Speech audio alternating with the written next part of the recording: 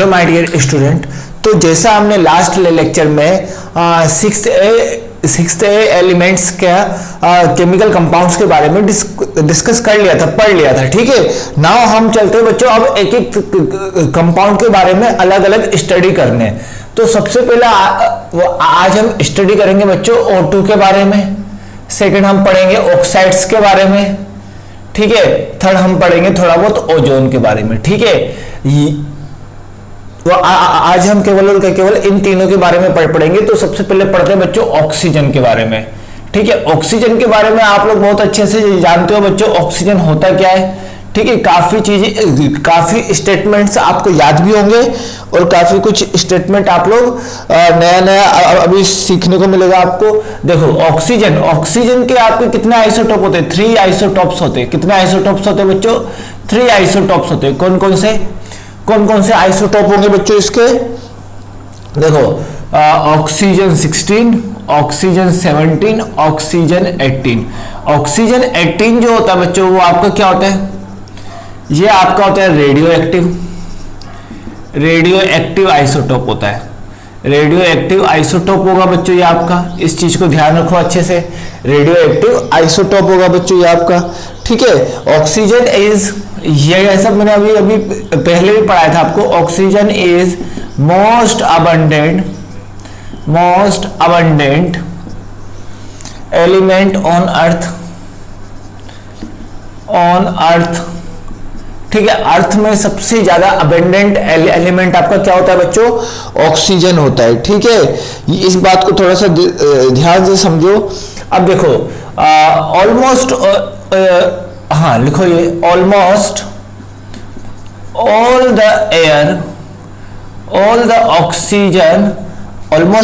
The oxygen of air is believe that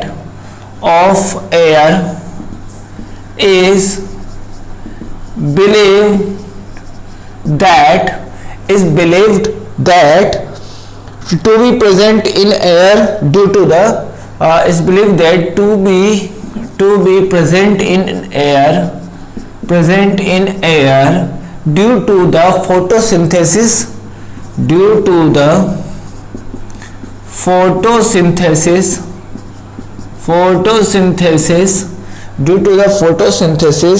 done by the plant in presence of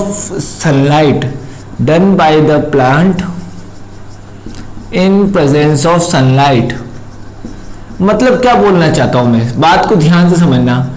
मतलब sunlight के presence में आपका क्या होगा, जो आपके एयर के अंदर जो O2 प्रेजेंट है वो ये माना गया है कि सारा का सारा आपके मतलब प्लांट से एक्सट्रैक्ट हुआ है, प्लांट से बना है। मतलब जैसे ही अगर मैं CO2 की रिएक्शन जैसे ही मैं H2O के साथ कराता हूं, यहाँ पर पहले बात समझना, CO2 की रिएक्शन H2O के साथ कराता हूं तो यहाँ पर C6H12O6 और साथ में आपका O2 बन जाता है। नाउ इस बात को अच्छे से समझो कि फिर ये आपका आगे जाके कंबाइन होके ये आपको किस में कन्वर्ट होता है? स्टार्च में। आपको पता है क्लोरोफॉर्म में आपका स्टार्च आपका बनाएगा, आपका जो प्लांट होगा वो स्टार्च बनाएगा और आपके कौन सी गैस रिलीज करेगा? Oxygen gas. वही ऑक्सीजन गैस हमारा क्या होता है बच्चों? एयर में प्रेजेंट होता है, ऐसा माना गया है, ठीक है। तो इसीलिए हम बोलते हैं कि प्लांटेशन करना काफी जरूरी है। क्यों? क्योंकि हमारे एटमॉस्फेयर में ऑक्सीजन की क्वांटिटी क्या हो गई है बच्चों? कम हो गई है। ऑक्सीजन की क्वांटिटी कम होने की वजह से प्लांटेशन को हमको बढ़ाना चाहिए, ठीक है बच्चों। तो इस चीज को थोड़ा सा अच्छे से समझो ध्यान से, ठीक है। नेक्स्ट, लेबोरेटरी प्रिपरेशन मेथड, ठीक है। एक तो हमारा इस तरीके से होता है। अब देखो यहाँ पर प्रिपरेशन मेथड्स के बारे में पढ़ लेते हैं। तो प्रिपरेशन मेथड, ठीक है, ये भी एक टाइप का प्रिपरेशन मेथड है बच्चों, लेकिन ये जो आपका है ये आपका यूनिवर्सल प्रिपरेशन मेथड है, मतलब जो आपको हमेशा होती रहेगी, ठीक है। ये आपका यूनिवर्सल प्रिपरेशन मेथड है। अब प्रिपरेशन मेथड, सबसे पहला लैब मेथड। लैब में हम किस तरीके से करेंगे बच्चों? हाँ, लैब में हीटिंग ऑफ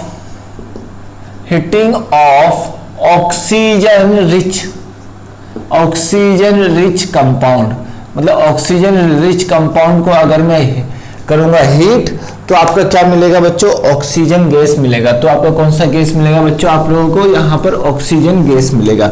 अब इस बात को थोड़ा सा अच्छे से समझना बच्चों, यहाँ पर एक दो रिएक्शन मैं बताऊंगा, ठीक है। ऑक्सीजन रिच कंपाउंड का मतलब क्या हो जाएगा बच्चों, KMnO4, और यहाँ पर K2Cr, यहाँ पर KMnO4 को कर लेना, या फिर KClO3, ठीक है, या फिर आपका KNO3, ये ऑक्सीजन रिच कंपाउंड होंगे एग्जाम्पल, ठीक है। अब देखो, अगर मैंने यहाँ पर KClO3 को हीट किया स्ट्रॉन्ग हीटिंग, तो आपका क्या मिल जाएगा बच्चों, यहाँ पर KCl और साथ में O2 गैस आपका रिलीज हो जाएगा। साथ में कौन सा गैस आपका रिलीज होगा बच्चों, O2 गैस। या फिर अगर मैंने KMnO4 का रिएक्शन कराया, KMnO4 को मैंने हीट किया, तो यहाँ पर मेरे पास क्या बनेगा, K2MnO4, ये बन जाएगा। साथ में मेरे पास बन जाएगा MnO2 और साथ में O2 गैस आपकी फिर यहाँ रिलीज होगी। रिएक्शन को बैलेंस अपने हिसाब से कर लेना, ठीक है। अब देखो, KNO3 में KNO3 बोलो या NaNO3 बोलो, अगर मैं इसको सिंपली हीट करूंगा, पहले क्या करूंगा, सिंपली अगर मैं इसको करना चाहूंगा हीट, तो ये सबसे पहले NaNO2 और KNO2 में कन्वर्ट होगा, ठीक है, KNO2 में या फिर NaNO2 में कन्वर्ट होगा और यहाँ पर ऑक्सीजन गैस रिलीज करेगा। इसको और मैं फर्दर करूंगा हीट, तो यहाँ पर NaO बन जाएगा, या फिर KO बन जाएगा, K2O Na2O, और साथ में यहाँ पर N2 गैस आपकी रिलीज होगी।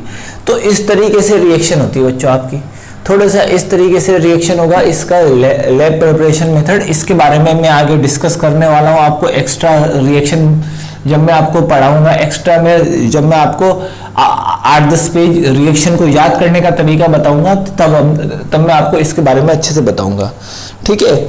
अब नेक्स्ट हम समझते हैं यहाँ पर, नेक्स्ट फ्रॉम H2O2। नेक्स्ट तो आप समझ सकते हो यहाँ पर फ्रॉम H2O2, तो इसको यहाँ लिख देता हूँ। Next method from H2O2। अब H2O2 से कैसे होगा, आप लोग जानते हो, H2O2 को अगर मैं सनलाइट में रखूंगा, तो ये आपका H2O और O2 में अपने आप डिकम्पोज हो जाएगा, क्योंकि ये क्या होता है, अनस्टेबल होगा, ठीक है। अनस्टेबल होने की वजह से H2O और O2 में आपका क्या हो जाता है बच्चों, डिकम्पोज। अब देखो यहाँ पर अगला by heating of unstable oxide बोलो, अनस्टेबल ऑक्साइड, ठीक है। अनस्टेबल ऑक्साइड आपका किसका, हापा, मतलब HgAgPtAu। देखो फर्स्ट नेम आप ले सकते हो, फर्स्ट लेटर सबका ले लो और इस तरीके से याद कर लो, हापा, ठीक है। ये हो गया आपका फर्स्ट मेथड, ये आपका सेकंड मेथड, या आपका थर्ड मेथड। अब इन सब के ऑक्साइड को, मतलब Ag2O को जब मैं हीट करूंगा, तो ये सिंपली आपका Ag में कन्वर्ट हो जाएगा और O2 गैस रिलीज करेगा। इसी तरीके से HgO को अगर मैं हीट करूंगा, तो आपका Hg बन जाएगा और O2 बन जाएगा। ये सारे के सारे क्या होते हैं बच्चों, आपके नेटिव एलिमेंट। क्या होते हैं, नेटिव एलिमेंट। और नेटिव एलिमेंट का खास बात ये होता है कि ये किसी के साथ कंबाइंड फॉर्म में नहीं रहते, इसी फिनोमेना को हम क्या बोलते हैं, पायरोमेटलर्जी। क्या बोलते हैं, पायरोमेटलर्जी का मतलब क्या हो गया बच्चों हमारा, कि ऑन स्ट्रॉन्ग हीटिंग, अगर मैं किसी भी कंपाउंड का मतलब ऑक्साइड्स का मतलब किसी कंपाउंड से मैंने ऑब्टेन किया ऑक्साइड, किसी कंपाउंड से मैं क्या ऑब्टेन करूंगा, ऑक्साइड ऑब्टेन करूंगा। जैसे नाइट्रेट है, नाइट्रेट से पहले मैं हीट करने पर ऑक्साइड कन्वर्ट करूंगा, ऑक्साइड से फिर मुझे डायरेक्टली आपको हीट करने पर यहाँ पर क्या मिल जाएगा, मेटल मिल जाएगा।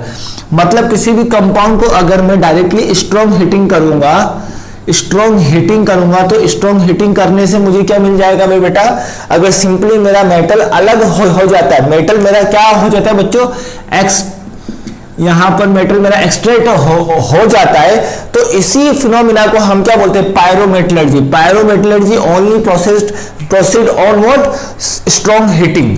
ठीक है, अगर मेरा स्ट्रॉन्ग हीटिंग पे कोई भी कंपाउंड मतलब मैंने AgNO3 लिया, ठीक है, AgNO3 से मुझे क्या मिलेगा, NO2 और यहाँ पर Ag2O मिल जाएगा। ठीक है, NO2 और Ag2O मिल जाएगा।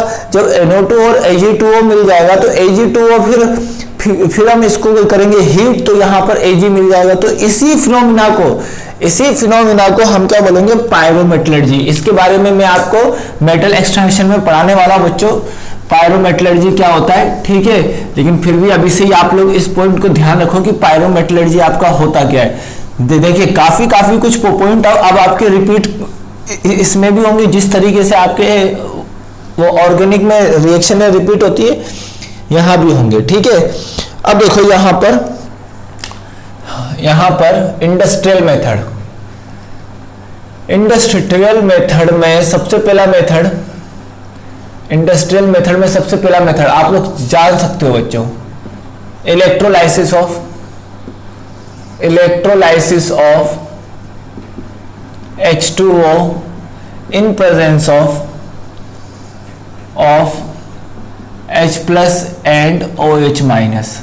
ठीक है, आप जान सकते हो। ठीक है, अब देखो मैं दो रिएक्शन लिखूंगा, OH- और H+ H2O का इलेक्ट्रोलाइसिस करेंगे। ठीक है ना, अब मैं आपको H+ के प्रेजेंट में कराऊंगा, आप है ना OH के प्रेजेंस में खुद करना।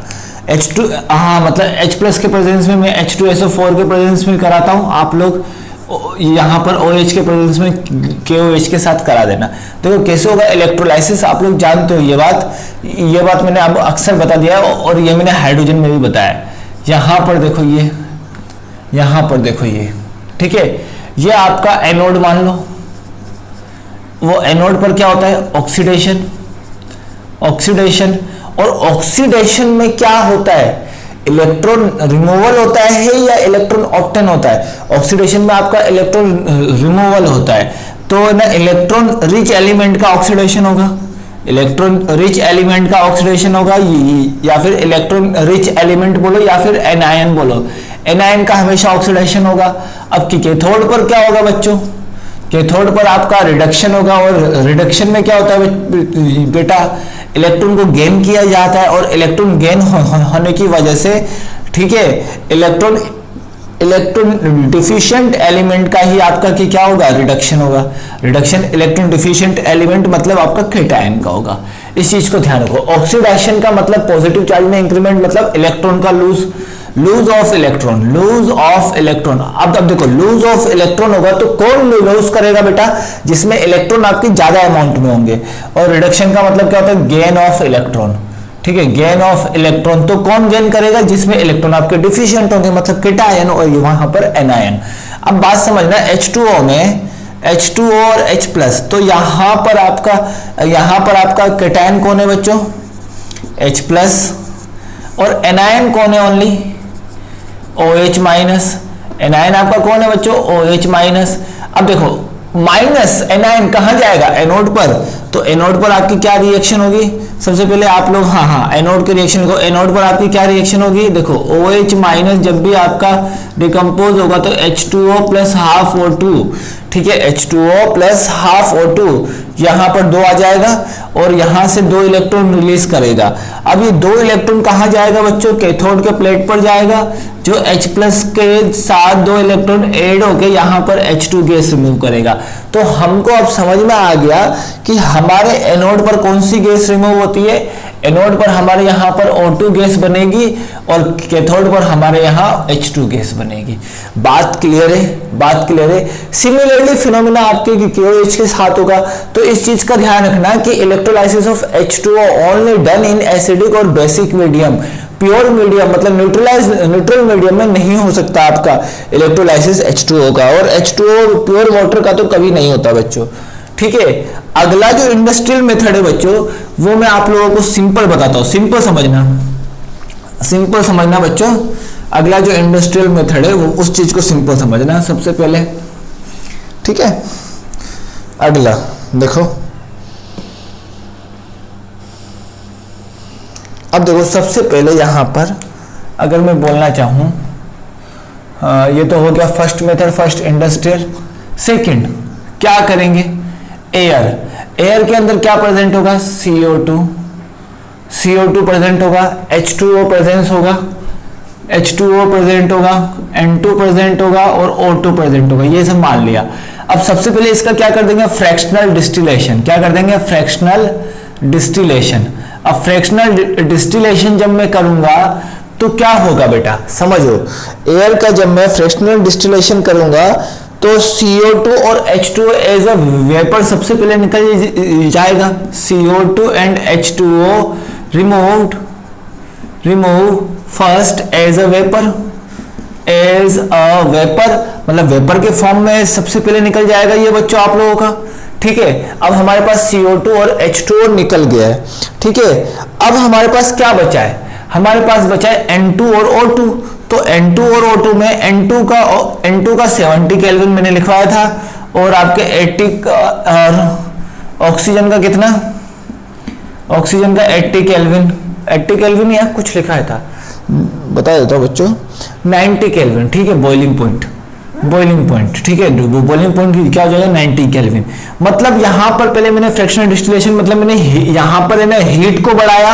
अब मुझे क्या करना पड़ेगा, कूल करूंगा, कूल करूंगा। अगर मैं कूलिंग करूंगा और कूलिंग करने पर मेरा टेम्परेचर अगर 80 केल्विन हो जाएगा तो नाइट्रोजन एज अ लिक्विड हमारा obtain, nitrogen as a liquid मुझे मिल जाएगा, नाइट्रोजन एज अ लिक्विड मुझे मिल जाएगा, लेकिन O2 मुझे एज अ गैस मिल जाएगा और इस तरीके से मैं एटमॉस्फेयर से O2 को रिमूव कर सकता हूं।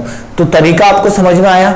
सबसे पहले ये आपके वो एयर में प्रेजेंस होगा, इसका फ्रैक्शनल डिस्टिलेशन करेंगे, फ्रैक्शनल डिस्टिलेशन से CO2 और H2O को हम रिमूव कर सकते हैं सबसे पहले। फिर वेपर आएगा, वेपर जो बनेगा वेपर के फॉर्म में बाहर निकल जाएगा। अब जो रिमेनिंग बचा N2 और O2, अब देखो 70 और 90 तो 80 केल्विन इनके बीच का टेम्परेचर रखेंगे। These are what, boiling point. Boiling point मतलब इससे ऊपर के टेम्परेचर पे ये आपके गैसेस स्टेट में होंगे। ठीक है, इससे ऊपर के स्टेट में ये आपकी क्या होंगे बेटा, गैसेस स्टेट में। तो अगर मैं यहां पर 80 केल्विन रखूंगा तो आपका nitrogen as a gas obtain हो जाएगा और O2 as a liquid. Nitrogen आपका क्या हो जाएगा, सॉरी यहां पर आपका यहां पर nitrogen as a gas obtain होगा और यहां पर oxygen as a liquid obtain होगा। थोड़ा सा मिस्टेक है, सॉरी फॉर दैट, इसको कर लेना सही। ठीक है, थोड़ा सा मिस्टेक है, इसको आप लोग सही कर लेना। ठीक है, नाउ अब हम समझते हैं नेक्स्ट फिजिकल प्रॉपर्टीज। तो फिजिकल प्रॉपर्टीज ऑफ ऑक्सीजन देख लेते हैं। फिजिकल प्रॉपर्टीज ऑफ ऑक्सीजन के बारे में हम लोग अच्छे से समझ लेते हैं। यहां पर अच्छे से समझ लेते हैं फिजिकल प्रॉपर्टीज ऑफ ऑक्सीजन। तो फिजिकल प्रॉपर्टीज ऑफ ऑक्सीजन में हमारा क्या होगा बच्चों, यहां पर physical properties of oxygen. First, oxygen is a colourless gas, colourless, odourless. अब ये तो आप लोग जानते हो, ये तो आप लोग जानते होंगे कि oxygen is a colourless, odourless and tasteless. ठीक है, सेकंड बात समझना, सेकंड क्या होगा, स्लाइटली सोल्यूबल इन वाटर। अब देखो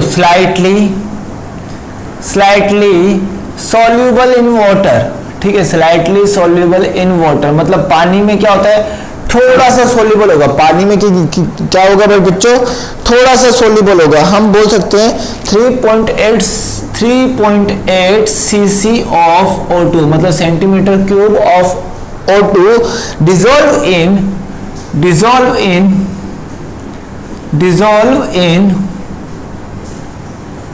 2 minute, dissolve in 100 cc of water. अब बात को ध्यान से समझना, मतलब 3.8 cc of O2 100 cc of water में डिजोल्व होगा। तो इसका मतलब समझना, this is a extreme position, this is a extreme position, या फिर this is just sufficient amount of aquatic life, मतलब एक्वाटिक लाइफ लिविंग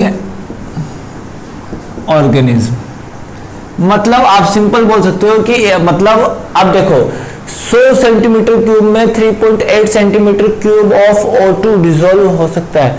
मतलब जो आपके मतलब एक्वाटिक स्टेट वो एक्वाटिक लाइफ जैसे फिश, इन सब के लिए इतना ही आपका जस्ट इतना ही अमाउंट रिक्वायर होता है, इससे कम होगा तो एक्वाटिक लाइफ आपका नहीं हो पाएगा।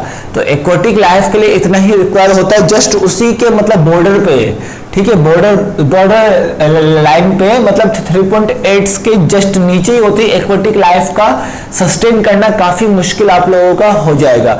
तो यहाँ पर एक्वाटिक लाइफ को सस्टेन कराने के लिए हमको 3.8 की ही रिक्वायरमेंट होती है। 3.8 से ज्यादा हो तो ये आपका बहुत बेटर है, लेकिन 3.8 से ज्यादा नहीं, 3.8 ही होता है, ठीक है, जो आपके एक्वाटिक लाइफ को सस्टेन कराने के लिए सफिशिएंट है, ठीक है। नेक्स्ट अब हम समझते हैं एक एक करके।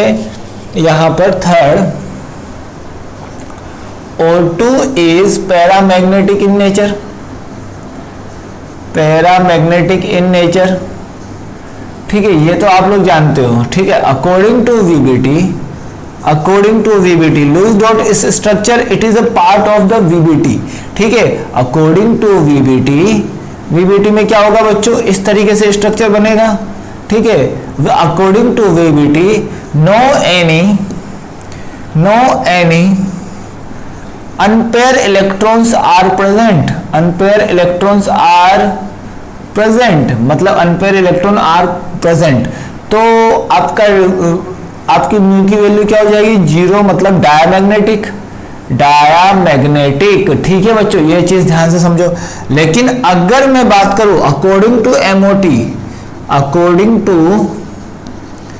MOT मॉलिक्यूलर ऑर्बिटल थियरी, तो क्या होगा, सिग्मा 1s2, ठीक है, सिग्मा 1s2 स्टार, यहां पर आ जाएगा sigma 2s2, sigma star 2s2, ठीक है। फिर आपका आ जाएगा क्या, यहां पर सिग्मा 2p2, यहां पर आ जाएगा पाई 2p, ये आपका y होगा तो ये आपका x 2p, ये आपका क्या होगा 2p z2, ये हो जाएगा, ठीक है। कितने इलेक्ट्रॉन हो गए, 2 2 4 2 6 2 8 2 10 2 11 2 12 2 14, ठीक है। अब क्या होगा बच्चों, यहां पर pi star 2px1 pi star 2pz1, मतलब आप देख सकते हो बच्चों यहां पर कितने कितने इलेक्ट्रॉन हो गए। यहां पर लास्ट में जो पाई ऑर्बिटल है इसमें एक इलेक्ट्रॉन है, मतलब जो कि आपका क्या है बच्चों, अनपेयर इलेक्ट्रॉन है, और अनपेयर इलेक्ट्रॉन होने की वजह से यहां पर 2 अनपेयर इलेक्ट्रॉन है। जब 2 अनपेयर इलेक्ट्रॉन है इसलिए ये क्या होता है बच्चों, आपका पैरामैग्नेटिक, ठीक है, पैरामैग्नेटिक, और यही आपके VBT के फेलियर का रीजन है, ठीक है।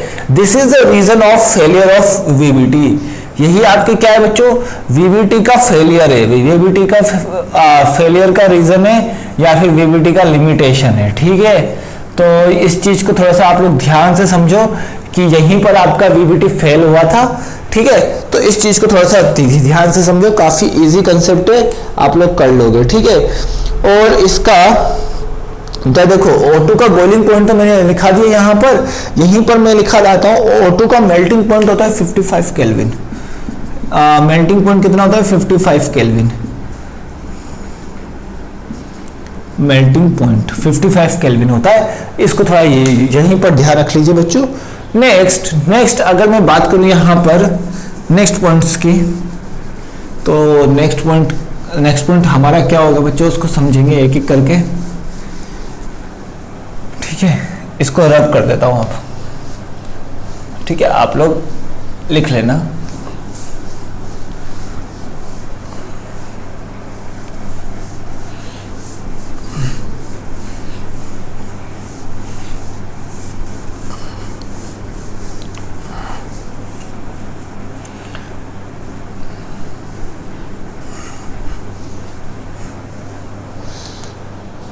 नेक्स्ट देखते बच्चों अब हम केमिकल प्रॉपर्टीज, केमिकल प्रॉपर्टीज। अब देखो केमिकल प्रॉपर्टीज क्या होगा, सबसे पहले रिएक्शन विद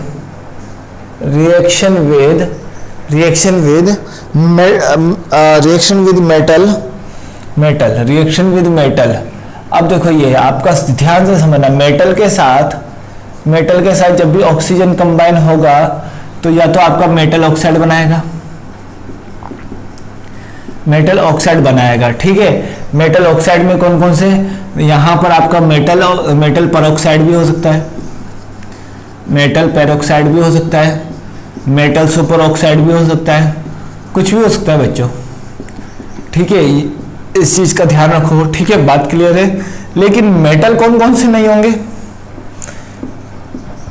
ध्यान से समझना। Native metal like Ag, Hg, Pt, Au cannot combine with oxygen. मतलब Ag कुछ अमाउंट में कर सकता है, लेकिन तीनों तो आपके पक्का नहीं करेंगे, ठीक है। जैसे अगर मैं एग्जांपल के लिए रिएक्शन लिखना चाहूँ तो आप लोग समझ सकते हो कि एग्जांपल के लिए रिएक्शन, अगर मैं सोडियम की रिएक्शन O2 के साथ करा दूं तो क्या बन जाएगा, Na2O, ठीक है। और साथ में Na2O2 दोनों बनाता है ना, ये पेरोक्साइड में भी होता है, ठीक है, हो जाएगा। मैंने एक साथ लिखा है, मैं इसको आगे एस ब्लॉक में आप लोगों को एक्सप्लेन करूंगा क्यों एक साथ लिखा है। अगर ज्यादा अमाउंट में होगा तो ये बन जाएगा, लिमिटेड अमाउंट में होगा तो ये बनेगा, ठीक है। इस चीज का थोड़ा सा ध्यान रखो। अगर मैंने Mg की रिएक्शन ऑक्सीजन के साथ करा दिया तो क्या बनेगा, MgO बन जाएगा बच्चों, ठीक है। अब मैं अगर बात करूं यहाँ पर Fe की रिएक्शन O2 के साथ करा दिया तो क्या बन गया, Fe2O3। और मैंने यहाँ पर Cr की रिएक्शन करा दिया O2 के साथ तो क्या बन जाएगा, Cr2O3। ये दोनों रिएक्शन हीटिंग पर होंगे। हीटिंग का मतलब कि क्या होगा, heating is done for double bond which is present in O2। मतलब O2 के अंदर डबल बॉन्ड को डिसोसिएट करने के लिए मुझे हीटिंग की रिक्वायरमेंट पड़ी, ठीक है बच्चों। इस चीज को थोड़ा सा ध्यान से समझो। अब देखो रिएक्शन विद नॉन मेटल, ठीक है, रिएक्शन विद नॉन मेटल। अगला second, reaction with non metal के साथ रिएक्शन कैसे करेगा बच्चों, ऑक्सीजन नॉन मेटल के साथ रिएक्शन करके क्या करेगा, सिंपल आप लोग जानते हो, नॉन मेटल के साथ रिएक्शन करके एसिडिक ऑक्साइड बनाएगा। तो मैं सिंपली आपको रिएक्शन लिखा देता हूँ, H2 + ½ O2, यहाँ पर इलेक्ट्रिक आर्क और 1073 केल्विन, तो आपका क्या बना लेगा, H2O। एसिड की रिएक्शन अगर O2 के साथ कराओगे तो SO2 बनाएगा। P4 की रिएक्शन O2 के साथ कराओगे तो this is depend upon number of mole of oxygen कि आपका क्या बनेगा, दोनों में से कोई भी बन जाएगा, ठीक है। ये चीज तो आप लोग जानते हो, P4O10, ठीक है। और भी हम रिएक्शन लिख सकते हैं, जैसे कार्बन के साथ, कार्बन का अगर मैं O2 के साथ रिएक्शन कराऊंगा तो यहाँ पर हीट करने पर CO2 मिल जाएगा, ठीक है। इस तरीके से आपका रिएक्शन होगा, ठीक है। नॉन मेटल के साथ नॉन मेटल ऑक्साइड बनाता है, नॉन मेटल के साथ क्या बनाएगा, मतलब यहाँ पर बोल सकते हैं non metal plus oxygen gives what, non metal oxide, ठीक है। इस चीज को थोड़ा सा ध्यान से समझो। नेक्स्ट थर्ड रिएक्शन क्या होगा बच्चों, आपका थर्ड रिएक्शन है आपका कंबशन रिएक्शन, ठीक है। तो कंबशन रिएक्शन को ध्यान से समझेंगे। Reaction oxygen support combustion reaction. Oxygen आपके कौन से रिएक्शन को सपोर्ट करता है बच्चों, कंबशन रिएक्शन के सपोर्ट करता है, ठीक है। मतलब इसका मतलब आपकी ज्यादातर जो ऑर्गेनिक कंपाउंड होंगे उसमें O2 के साथ गर्म करने पर, मतलब कंबशन करने पर आपको क्या निकलेगा, CO2 और H2O। जहां पर कोई भी ऑर्गेनिक कंपाउंड कर लो, ऑर्गेनिक कंपाउंड, ठीक है, और रिएक्शन को बैलेंस करते रहना, ठीक है, ऑर्गेनिक कंपाउंड। ऑर्गेनिक कंपाउंड को अगर मैं O2 के साथ अगर सप्लाई करूंगा, ठीक है, रिक्वायर्ड अमाउंट में, तो आपका CO2 और H2O बनेगा। ठीक है, ये देखो ये आपका आ गया H2O का प्रिपरेशन मेथड भी बोल सकते हो या फिर CO2 का प्रिपरेशन मेथड भी बोल सकते हो बच्चों। ठीक है, और ऑर्गेनिक कंपाउंड का मतलब कि क्या होगा, फ्यूल। फ्यूल को फ्यूल भी बोल सकते हो, इसको फ्यूल, इसको फ्यूल भी बोल दो आप, फ्यूल भी बोल दो कि फ्यूल का भी अगर O2 के साथ कंबेशन कराएंगे तो आपका यहां से क्या जनरेट होगा, हीट, और वही हीट आपका किस काम में आएगा बच्चों, आगे जाके रिएक्शन में काम आ जाएगा। ठीक है, इस चीज को थोड़ा सा ध्यान से समझो, काफी इजी है। देखो यहाँ पर क्या होगा कि ऑक्सीजन सपोर्ट करता है कंबशन रिएक्शन, तो ऑर्गेनिक कंपाउंड के साथ O2 के साथ जब मैं रिएक्शन कराऊंगा तो CO2 और H2O बनेगा। अब ऑर्गेनिक कंपाउंड जो होगा वो फ्यूल की तरह भी बिहेव करेगा, जो कि O2 के साथ रिएक्शन करके CO2 O2 बन आएगा। और जो कंबशन रिएक्शन होती है वो क्या होती है, हाईली एक्सोथर्मिक होती है। क्या होती है कंबशन रिएक्शन, आप लोगों ने पढ़ा होगा, आपने पढ़ा होगा heat of combustion. Heat of combustion आपने थर्मोकेमिस्ट्री में पढ़ा होगा, तो थर्मोडायनेमिक्स में, तो डेल्टा H इसके लिए नेगेटिव होगा। जो हीट जो रिलीज होगी वो किस काम आएगा, आपके फ्यूल के काम आएगा या फिर एनर्जी के फॉर्म में काम में आएगा। कौन से फॉर्म में काम में आ जाएगा बच्चों, आपके एनर्जी के फॉर्म में। तो इस रिएक्शन को अच्छे से समझो बच्चों, क्या बोलना चाह रहा है। वैसे कोई बड़ी रिएक्शन तो नहीं है बच्चों, ये सब आपके लिए कोई बड़ी रिएक्शन तो नहीं है, काफी सिंपल रिएक्शन है। नेक्स्ट फोर्थ रिएक्शन में आपको पता बताता हूं, O2 has a oxidising property also. Fourth, O2 has oxidising property also.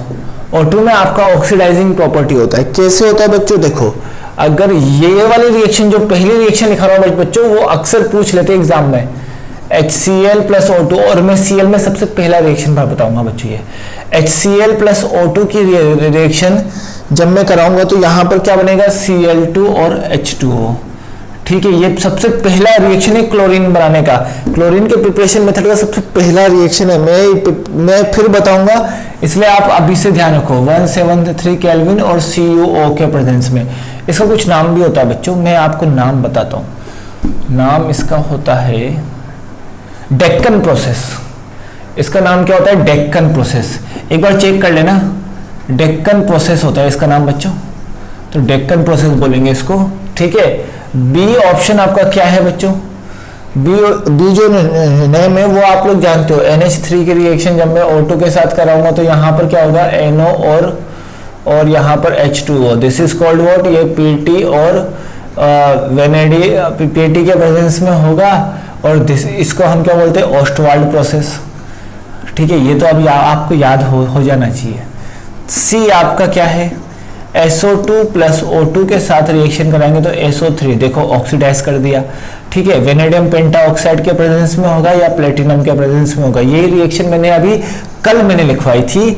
ठीक है, इसीलिए अब आपको याद होना चाहिए बच्चों, SO2 का रिएक्शन O2 के साथ कराएंगे तो SO3 बनेगा, platinum and in present of vanadium pentoxide. ठीक है, ये आपके क्या आएगा, या आपके preparation method of sulphuric acid में फिर से आएगा reaction. Preparation method of H2SO4 में फिर से रिपीट होगा। कौन सी चीज कहाँ रिपीट होगी वो मैं बता दूंगा। ये भी आपके प्रिपरेशन मेथड ऑफ Cl2 में रिपीट होगा।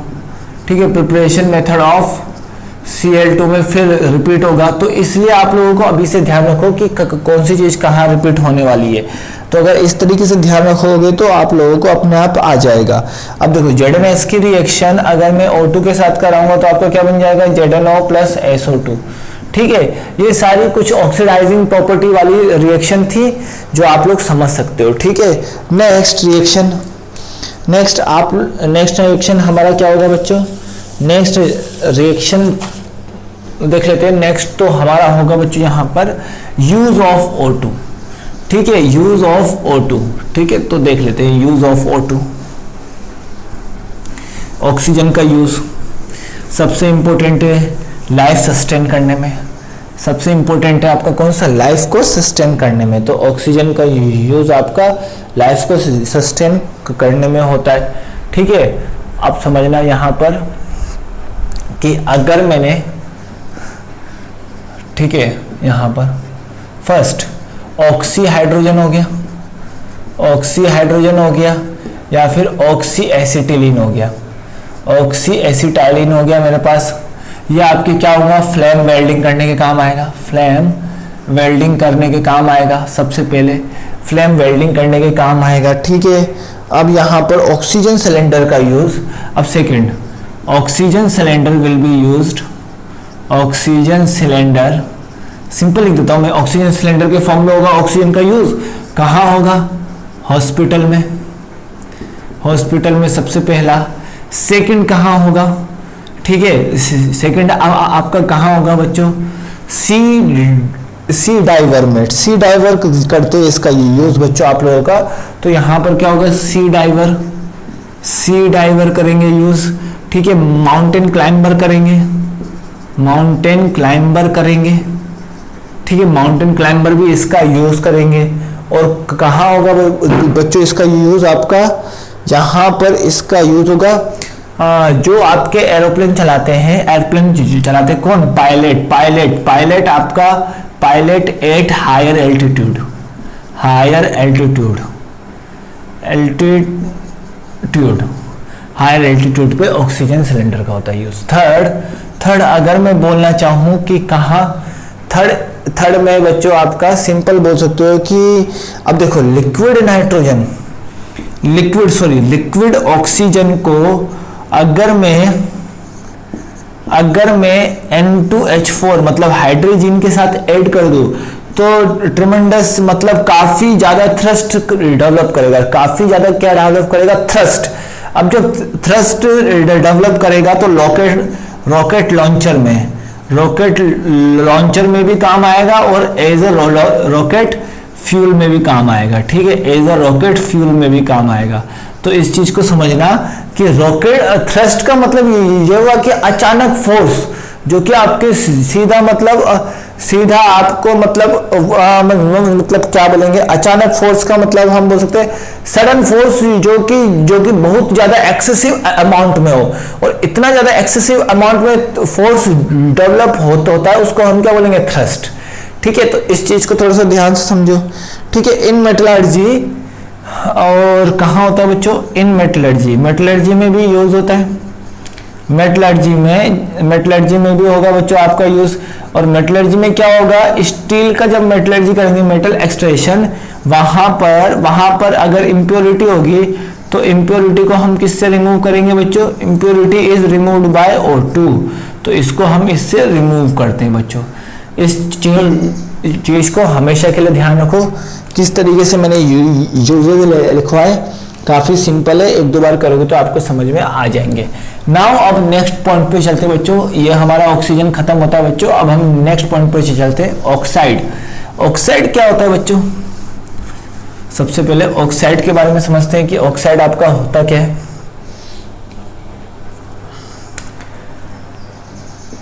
ऑक्साइड्स हम बोल सकते हैं बाइनरी कंपाउंड्स, ये एक तरीके का क्या है,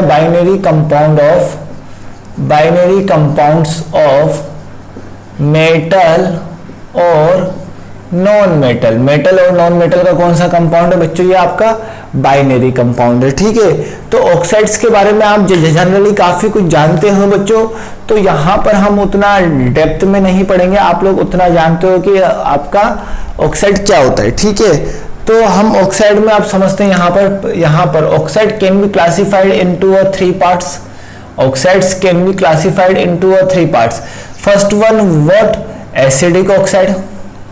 Acidic oxide is developed by non-metal. ठीक है। एक होता है बच्चों बेसिक ऑक्साइड। बेसिक ऑक्साइड का मतलब आपका मेटल ऑक्साइड बोल सकते हैं, ठीक है। बेसिक ऑक्साइड का मतलब आपका क्या हो जाएगा बच्चों, मेटल ऑक्साइड। एक होगा बच्चों आपका एम्फोटेरिक ऑक्साइड, ठीक है, एम्फोटेरिक ऑक्साइड। अब बात समझना बच्चों यहाँ पर ऑक्साइड्स, तो यहाँ पर एसिडिक ऑक्साइड्स या फिर नॉन मेटल ऑक्साइड्स। अब देखो एसिडिक ऑक्साइड्स और नॉन मेटल ऑक्साइड आपका होता क्या है, सबसे पहले ध्यान से समझना। नॉन मेटल अगर कंबाइन करके देखो जी, जैसे मेरे पास CO2 है, CO2 जब CO2 मतलब CO2 में C आपका नॉन मेटल है, ऑक्सीजन के साथ कंबाइन हो रहा तो CO2 मतलब नॉन मेटल का ऑक्साइड बनाया। अब नॉन मेटल का ऑक्साइड आपका एसिडिक क्यों होता है? क्योंकि जैसे ही मैं वाटर के सॉल्यूशन में डालूंगा तो ये आपका एसिडिक नेचर शो करेगा, एसिडिक नेचर शो करने लग जाएगा। इसीलिए हम लोग क्या बोलते हैं, नॉन मेटल के ऑक्साइड हमेशा क्या होते हैं बच्चों, एसिडिक इन नेचर। लेकिन इसमें भी some oxide like N2O, NO and CO is a neutral oxide. ये आपके न्यूट्रल ऑक्साइड होते हैं, बस इस चीज को ध्यान रखना। ये आपके सारे के सारे क्या होते हैं बच्चों, न्यूट्रल ऑक्साइड। ठीक है, ये आप समझ सकते हो। तो नॉन मेटल ऑक्साइड को जब भी मैं वाटर के अंदर ऐड करूंगा एसिडिक नेचर शो करने के लिए, इसीलिए हम लोग नॉन मेटल के ऑक्साइड को क्या बोलते हैं, एसिडिक ऑक्साइड। ठीक है, अब हम नेक्स्ट समझते हैं बच्चों इसमें बेसिक ऑक्साइड। तो बेसिक ऑक्साइड भी सिमिलर है, एक भी पॉइंट का कोई दिक्कत ही नहीं है, वही सिमिलर घिसा पिटा बातें बच्चों जो आप लोग 10th में भी पढ़ रहे हो और अब 11th में भी पढ़ रहे हो और अब आप 12th क्लास में भी पढ़ रहे हो और आगे जाके फिर पढ़ोगे ये सब। एक दो पॉइंट तो आप आगे जाके बेसिक और एसिडिक वाला तो ये मान के चलो कि आप हर जगह पढ़ोगे। ठीक है, यहां पर अब देखो, यहां पर बेसिक ऑक्साइड। बेसिक ऑक्साइड क्या होता है, बेसिक ऑक्साइड या फिर मेटल ऑक्साइड। ठीक है, मेटल ऑक्साइड। अब बात को ध्यान से समझ लेना, बेसिक ऑक्साइड या फिर मेटल ऑक्साइड। तो हम बोल सकते हैं कि मेटल ऑक्साइड को, metal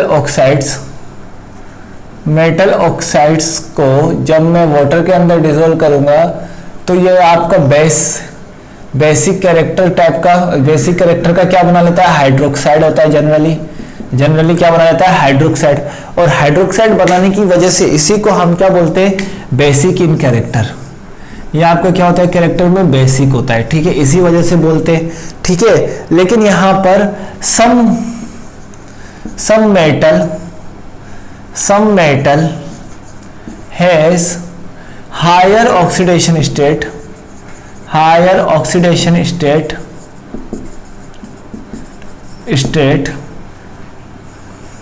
can be acidic in nature. ठीक है, लेकिन हमको ये वाली लाइन को उतना पॉइंट तो करना है लेकिन ज्यादा नहीं। ठीक है, कहीं हो सकता है बच्चों, ये इसका कोई अभी तक एग्जाम्पल मेरे पास नहीं आया बच्चों, आएगा तो मैं आपको बता दूंगा। ठीक है, अब देखो एम्फोटेरिक ऑक्साइड, थर्ड आपका क्या है, एम्फोटेरिक ऑक्साइड। अब एम्फोटेरिक ऑक्साइड आपका होता क्या है बच्चों, आप लोग समझ सकते हो कि एम्फोटेरिक ऑक्साइड क्या होता है। देखो, oxides which can react with acid as well as base, मतलब जो आपके एसिड के साथ भी रिएक्ट कर सके। ठीक है, एसिड के साथ भी रिएक्ट कर सके और आपके किसके साथ, बेस के साथ भी रिएक्ट कर सके। तो आपके वैसे कंपाउंड क्या होते हैं, एम्फोटेरिक कंपाउंड होते। रिएक्शन आपकी प्रोसीड होगी, रिएक्शन विल प्रोसीड। ठीक है, रिएक्शन आपकी प्रोसीड होगी, रिएक्शन विल प्रोसीड। तो ऑक्साइड जो आपके एसिड और बेस दोनों के साथ रिएक्शन करेंगे वो आपके क्या होंगे, आपके amphoteric. Generally amphoteric element, generally amphoteric oxide is formed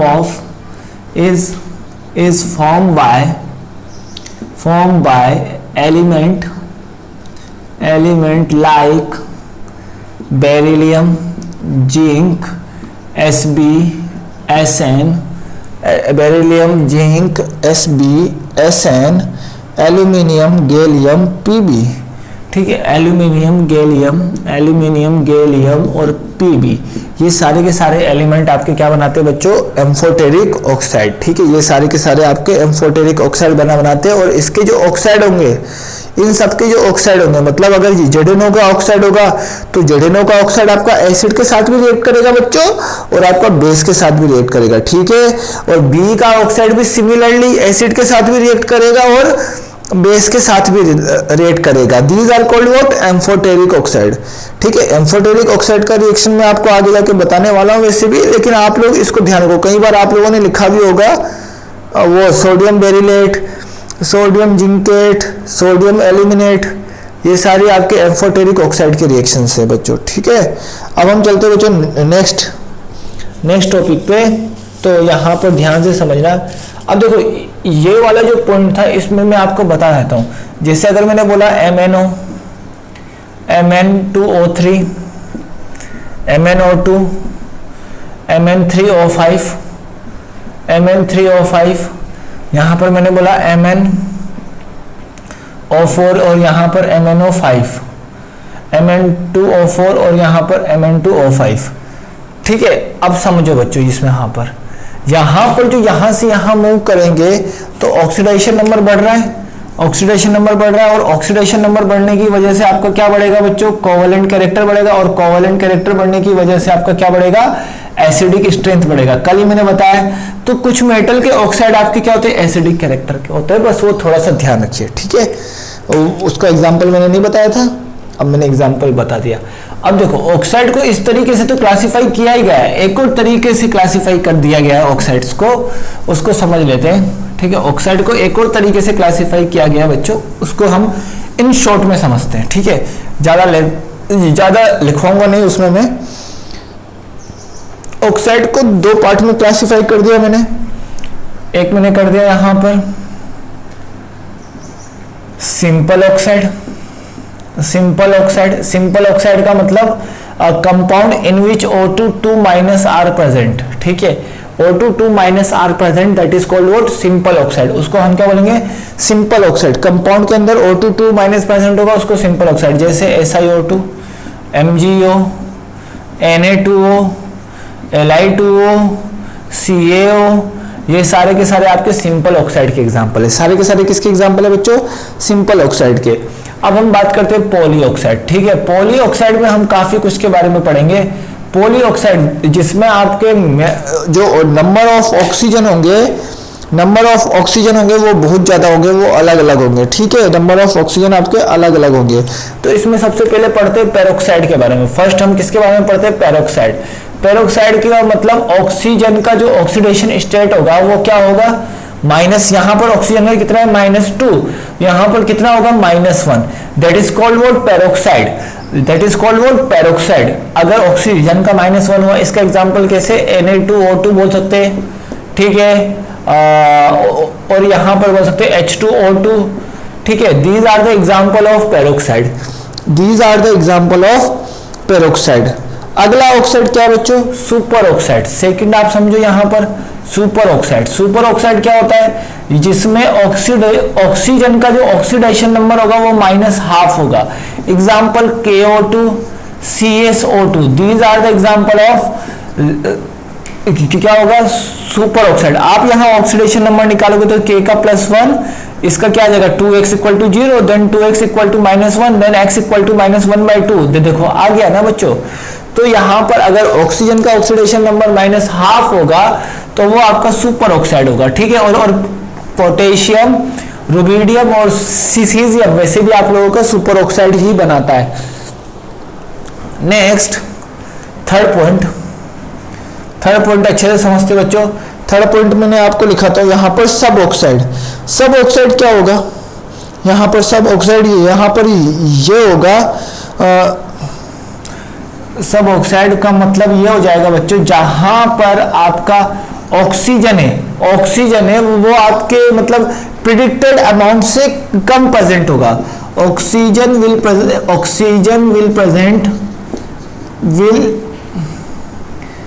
present in lesser amount, lesser than predicted amount मतलब प्रिडिक्टेड अमाउंट से कम होगा। मतलब जैसे मैं बात कर सकता हूँ एग्जांपल में N2O, लाफिंग गैस। हमको लगता नहीं है, हमको प्रिडिक्शन में लगता है कि ऑक्सीजन ज्यादा होगा, ऑक्सीजन ज्यादा नहीं, इसमें ऑक्सीजन ज्यादा नहीं होता है, तो इसीलिए हम इसको क्या बोलते हैं, सब ऑक्साइड। एक और ऑक्साइड होता है बच्चों सेस्क्यू ऑक्साइड। एक और ऑक्साइड होता है बच्चों इसके अलावा सेस्क्यू ऑक्साइड, जो इसके बारे में मैं आपको बाद में बताऊंगा सेस्क्यू ऑक्साइड्स के बारे में। तो अभी आप लोगों को बस इतना ही अच्छे से समझना है और अच्छे से याद रख लेना है बच्चों, अच्छे से याद रख लेना है। नेक्स्ट मैं आपको बताता हूँ बच्चों, इसमें एक और है fourth, mixed oxide. Mixed oxide का मतलब क्या हो जाएगा बच्चों, जैसे सिंपल बोलूं कि Fe2O3, Fe2O3 is a Fe3O4, sorry Fe3O4, Fe3O4 is a mixture of FeO and Fe2O3, ठीक है। Pb2O3, Pb2O3 is a mixture of what? Pb2O3 is a mixture of what?